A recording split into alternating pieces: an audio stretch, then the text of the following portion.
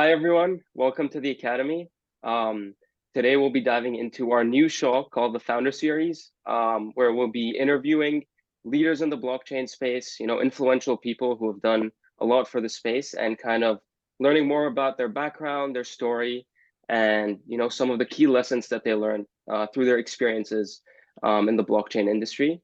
I'm really excited to announce that today we have a really special guest with us, Rong Kai Wong, the CEO of PARSIQ. Welcome to the show, and it's great to have you. Hi everyone, thank you so much for having me here, and I'm really happy to share more about what I went through. There's a lot of things that I wish myself 10 years ago would have known, and I'm happy to share those stuff. Perfect. Well, let's, I guess, dive straight into it. Maybe can you start by telling the viewers a little bit about kind of your story and how you got into the Web3 space? Yeah, sure. So basically, my story is probably quite hard to replicate in this space. I didn't start off in the Web3 space. After graduation, I graduated from Imperial College, London in 2012, with Masters of Engineering, Chemical Engineering, and I never did engineering after that because I actually went back to Singapore. I'm a Singaporean, and I became a senior police officer with the Singapore Police Force. That I had a scholarship from them. I had to work for them for 6 years. I actually worked for them for 8 years. I enjoyed my time over there. It gave me a lot of training in terms of critical thinking, stress handling, man management. I was a superintendent of police. I managed 1,000 officers, and that was a really good experience that I had. But came out of public service for various reasons. There's pull and pull factors, but at the end of the day, it really boils down to what I want for my life, and that's something that I hope the listeners who's listening to this, something that if you're young and you're fresh out of university or you're still in university, it's something that you need to think about. And you also need to know that your life priorities change over time. When you're 23, you're young, you have a lot of energy, you can go 3 days without sleeping, you can tackle anything in the world, and you want to do all out for a career. That's great. Go ahead and do it if that's what you want. You need to know also that that's not going to last. You need to know that down the road, when you're 30, when you're 33, or maybe you found someone, you settle down and you have kids, then your priorities change with life, and you need to be able to adapt. So if effectively what I did was actually living a public service for my family. I joined Binance after that. That's how I got into the Web3 space in 2020. I did investments with them for more than a year. And ecosystem growth, I was actually managing the 100 million BSC Accelerator Fund, of course, with a team. And we out of the 500 plus companies and projects we looked into, we only invested, by the time I left, we only invested in 31 of them. So that's how strict we were. But out of the 31 companies that we invested in, PARSIQ was one of them. And I was very impressed with PARSIQ. I liked the team, I liked the technology, I liked how well their growth was. And when I left, PARSIQ actually hired me, initially as COO and then now as CEO. So my path is not traditional, it's not typical. They hired me back then as COO because of marrying my experience with the police force, very operational, and I've experienced growing teams from like less than 10 all the way to 1,000. So anything more than 1,000 is new to me, but in Web3, this is usually good enough. So they hired me as COO, and then now they make me a CEO. So that's my story, and I can share more, of course, based on the questions that come my way. Yeah, for sure. Thanks for sharing that, first of all. And I think I definitely agree with you. I think your background and your experience and how you got into the Web3 is very unique, I'd say, compared to a lot of the other people I've met in the space. Um, I know you mentioned you led like a large division for police in the Singapore Army. And now you're obviously leading a very big blockchain data company in Web3. So I guess a question I have for you is like, what are the similarities or differences between the first experience you had and the experience you Mhm. have right now with PARSIQ? Yeah, that's a very good question. So in the public service where I was in the Singapore Police Force, the it's very structured in a big company. And actually you tend to realize that whenever you grow a company to a certain size, once you go past, I would even say maybe 50, and you're approaching the upper limits of how well interpersonal connections can get between humans. There's studies into it. They say usually the limit is probably about 200, but the 200 you includes your friends as well. So if you filter it out to just your workspace, then that's probably about 50 or so. Beyond that, you really do not have that kind of interpersonal connections. The web of communication gets too complicated. You need to put in systems, and you need to put in communications protocols, hierarchies, so to speak. It doesn't have to be very high up. It could be as flat as you want to make it to be, but there needs to be a system. And joining a big organization from the very beginning in my career really helped in that.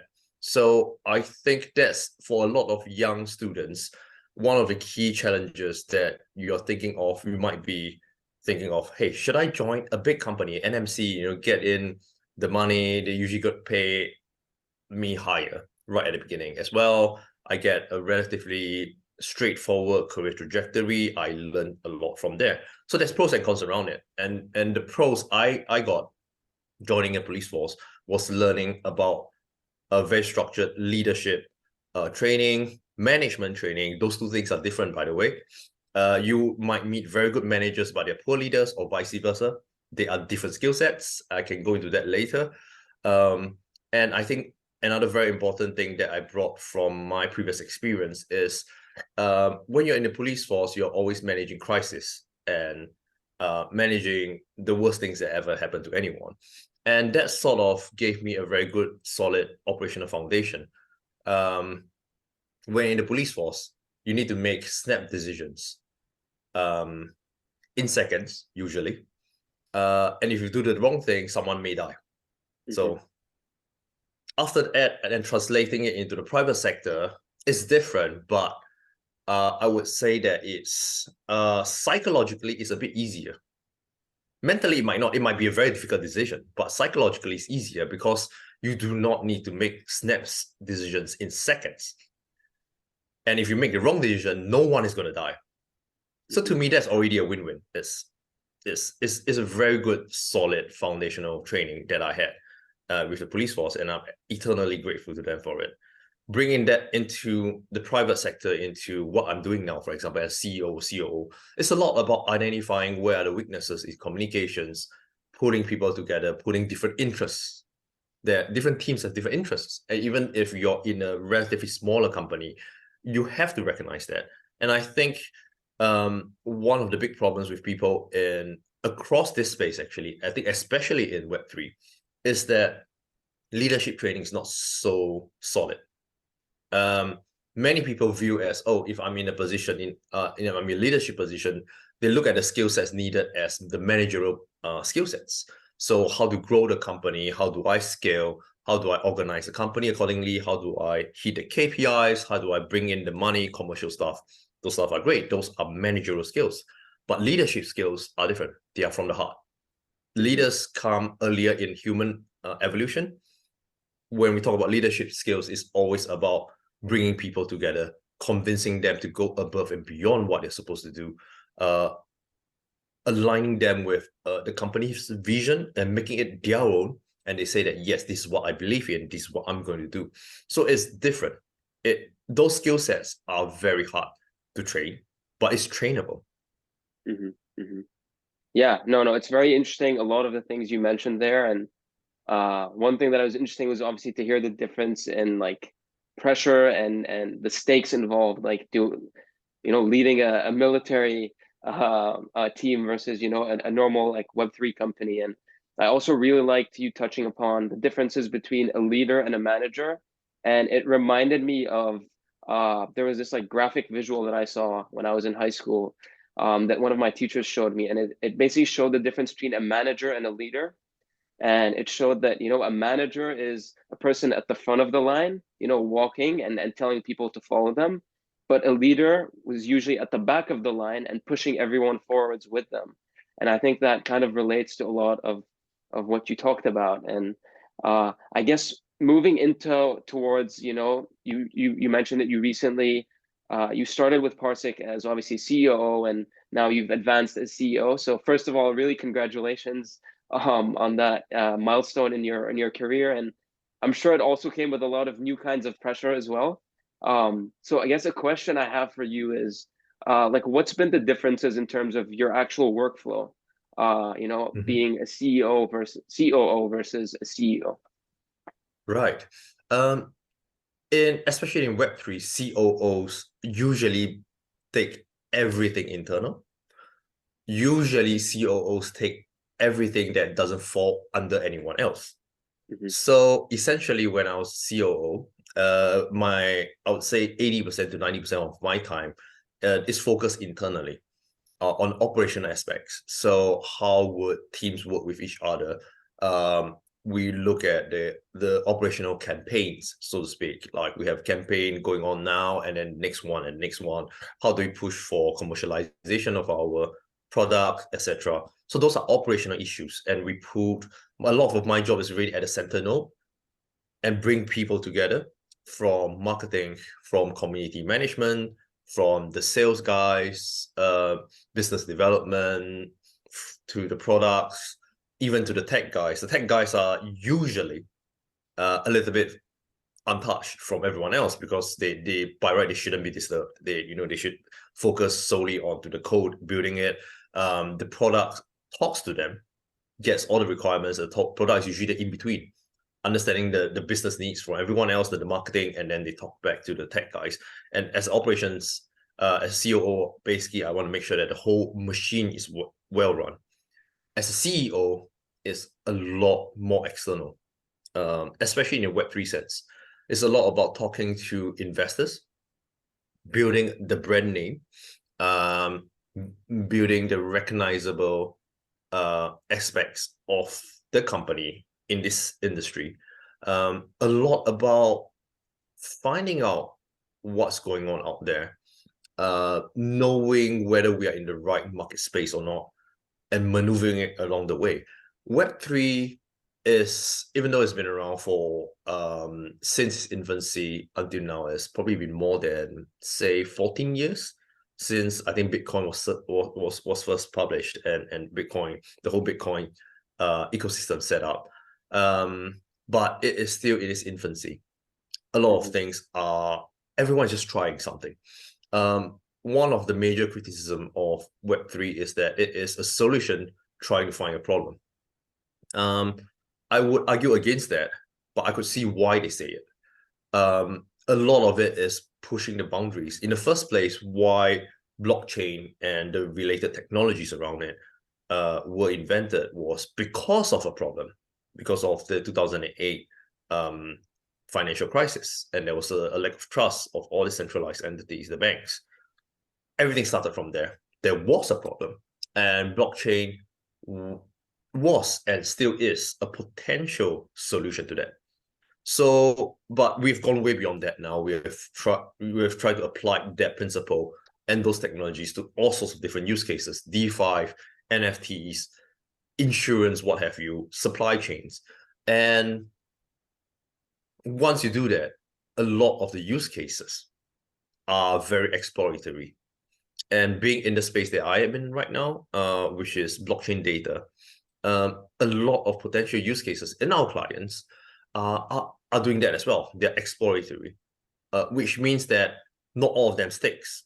Sometimes things fail, and we have to navigate it both from a technological standpoint, the product, and the sales standpoint. We have to say that, okay, we have to adapt to market changes, that's one. But as much as possible, we should try to be staying ahead of the market as well. Set the new trends. Be ready for when new waves come in and we can ride it. So that's basically what a lot of my job as a CEO does. Hmm. Hmm. And I think it was really interesting to hear kind of you saying that a lot of people in Web3 see blockchain as like a solution trying to find a problem. And I think I also like see why like that can be very applicable in the space right now. And you know, especially like being involved with so many like Web3 gaming communities, because that's where a lot of students are focused. One thing that we're noticing is that people are building blockchain games, but they're not building fun games, right? So what they're trying to do is essentially build games that have all these like fancy crypto economics and all that. And they're forgetting that people fundamentally play games to enjoy them, not to like make money, or because then it's just a job, right? But we play it because we want to enjoy it. But Yeah. yeah, anyways, that was something that kind of like rang a bell when you said that. I guess let's dive a little bit more into PARSIQ and what you guys are doing over there. I know you have two different products. You have obviously the Tsunami API and data lakes, and I know Mhm. that they're two different products, right? Because one of them you're kind of offering companies like an aggregated set of filtered blockchain data, whereas the other Mhm. is you're kind of offering them more like unfiltered, like raw data from the blockchain. Yeah. So what Mhm. would you say are kind of like the benefits of using one or the other from the perspective of companies? Yeah. So the Tsunami API, Tsunami is basically like the brand name. If you say like a blockchain API solution, that's probably it. Like you can find types of it out in the space right now. But essentially, what an API solution does, and a Tsunami API, of course, is the type of it, of course, is that the problem with blockchain data access is if you attach to a node and you want to pull raw data from a node, it is raw. So it is basically a series of zero and ones. That's it. And you have to translate it into something that you can understand, you can read as a human. And so there are different processing you need to do. And even after you do that, you need to look at the blockchain data from block one to block maybe right now is 20 billion. And across that 20 billion chains, blocks of data, if you have a search query, the search query will basically go from block one and try to find what you want, and then the second one, the third one, all the way 20 billion blocks. Mhm. So that is essentially what you get from the raw data. If you run your own node or you gain access to a node service, an API service usually indexes it, which makes it easier for you to do all this processing. Indexing means bookmarking it, and that's essentially what the Tsunami API does. So it takes the entire blockchain, it bookmarks the whole thing. So when you want to search for certain fields, the search engine, think about it this way, do not have to search through all 20 billion chains anymore. They just flag up all those that is relevant. Maybe it's just 1,000 chains, sorry, 1,000 blocks, and that's it. And it makes it way faster. It makes it way neater. And the power of our technology is that it indexes the latest chain, sorry, the latest block in milliseconds. Once it comes in on the blockchain, the latest block with all the data inside, our system already indexed the bookmarks in milliseconds, and our users can get it in milliseconds. Um, a lot of providers out there, they are probably a couple of blocks behind. There's historical reasons for it. I think part of the reason is because they come in and they build this whole suite solution. So majority of the time is to spend to make sure that the historical data are queried properly. And then as the latest block coming in, the newer the block, the harder it is to do it because you need to act very quickly, etc. The developmental resources to do it wasn't pumped in that heavily. But for PARSIQ, we were actually purely a real-time data service for 4 years of our existence, from 2018 to 2022, which means that we actually solved the hardest part. And then we decided to build backwards to cover historical data. And that makes us really, really fast. And that is probably purely on the Tsunami API. That is really our strength. If you want query data but you want to have the freedom to query whatever you want the full data, Tsunami API is probably it for you. Data lakes is probably where it gets really, really fun because I think in this space, we are the only one who actually do fully customized data. So why would people use a customized data rather than say the generic API? The generic API is probably you'll be thinking, oh, I don't know whether my requirements may change, so I rather get the generic API. Fair enough. But most of the time, actually, companies find that they get a generic API, they still need to process it further because they need the search queries, they may need to change the search queries, and after that, the output, they need to change it to the output that they need based on their specific use case. That's what our data lakes are for. We fully customize the output. We fully customize the inputs. So for very complex, especially now that in this space, compared to 2021, things have gotten a lot more complex, especially when you are a project or a business building on blockchain. You might be looking, even your own project, you might already have 100 different smart contracts just purely on your platform. But very often you are not only monitoring your platform, you're monitoring someone else's platform. And especially your competitors as well. And you find that maybe you need to look into just a hypothetical example, you look into 5,000 smart contracts. Each smart contracts may have 50 different conditions that you are looking into. That is, we're going into hundreds of thousands of different filters, so to speak. And if you ask any API solutions, they're going to tell you, no, you can't do hundreds of thousands of filters. That doesn't make sense. And that is too complicated. Then what happened traditionally is that most people do it themselves. It takes a lot of dev time and takes a lot of adjustments. And if you need to change certain parameters, you need to redo the whole thing again. So it's extremely time and money consuming. Our data lake basically take the whole thing and say that your inputs, even is hundreds of thousands of different filters, so-called filters of different fields, basically we change the inputs according to exactly what you need. And then we change the outputs at the bottom that says that, okay, if your output is in this format, we give it to you in this format. So as an end user or as a project or as a company, you do not need to do anything else. You get what you are trying to find, and straight away you can do whatever you want with that data. Yeah, no, it's definitely, thanks for sharing more about kind of how the data works with PARSIQ, because we have a lot of data science students in our community as well, who are obviously would be interested in something like this. So I guess one final question I have for you is, what advice would you give them in terms of learning resources for them to learn more about how to use data on the blockchain and work with data on the blockchain?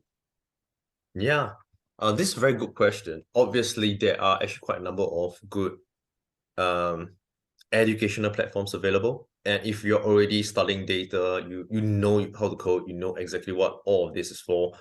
You can go straight to the SDKs, the software development kits of various different platforms. Very often, especially if you're new to Web3, for example, you know all the fundamentals, but you're relatively new to the space, check out those blockchain educational pages, so to speak, like Ethereum Foundations. They will tell you, okay, if you are building a project, these are the things you need to look out for. Building smart contract is one, certain parameters. Data is another layer that is a complete monster you need to look into. I think that's something that most projects neglect. Like they don't look at the data layer. They'll be like, it's all on blockchain. What's so hard, you know? And then they realize that after their things start running, and the data volume start coming in, and then they'll be like, oh, how do I connect to it? And the first instinct is, oh, I just go to a block explorer and I attach the API and I draw it. And then they realize that they need to process it further. That is where you things escalate. You realize that you need to put in a lot more resources than you actually initially allocate for. Especially on the data layer, do your own research as much as possible. Find out exactly what you need. Talk to projects like us, PARSIQ. Find out our strengths. We have other people in this space, and everyone is trying to solve a solution in data, and I think that's great. Everyone have different strengths. For PARSIQ, our strength is extremely fast, extremely customized data.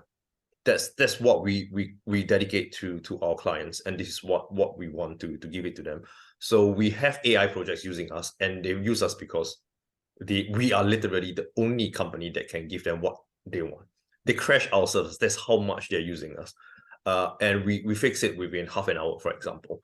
And they crash our servers perhaps like twice, and then it never happens again because we grow with them as well. And I think in this space, basically you need to ask yourself that, and then once you build further and you have more examples, Joining a hackathon, of course, is a good way to learn the basics. But at the end of the day, you need to ask yourself, how serious are you in terms of the idea that you want to bring into fruition? Talk to people, join incubators if you are really interested in it, because there's going to be a lot more help from those platforms. Because it's not just about building. You need to learn about the business side of things. You need to learn about bringing together the team. I do know that I have to go very soon, but one last advice is when you're forming a team, form it with the least number of people, with the most number of skill sets. So make sure there's no two persons with duplicative skill sets. If both of them have the exact same skill sets they're bringing to the table, one of them is redundant. Form the team with the smallest number of people. Make sure everyone is in it together. They have skin in the game, and they're willing to go out for this, and then start building from there. Bring in different skill sets. That's very important. The tech guys, maybe you just need one person. Maybe you need two. It depends on what kind of skill sets they will bring in. But you always need the financial or the commercial guys. At the end of the day, someone must sell. This product must sell. And various other skill sets. Operational guy as well. Don't neglect that. Bring in someone with the organizational skill sets. Whether from, if everyone comes from university and you don't really have the work experience, that's fine. Find out someone that from club activities or from the usual work assignments, you already know they are pretty good with organizing things, structuring things, who thinks like an engineer, basically. And I think that is something that is a skill set that's often neglected as well. Thank you so much for that, Rong Kai. I think everything you said is going to be like super helpful for the students in our community, and I obviously really appreciate taking the time to meet with me today and answer some of these questions. But yeah, thanks for being here and for providing all these insightful answers. Thank you, Mustafa, and thank you everyone for Academy for having me.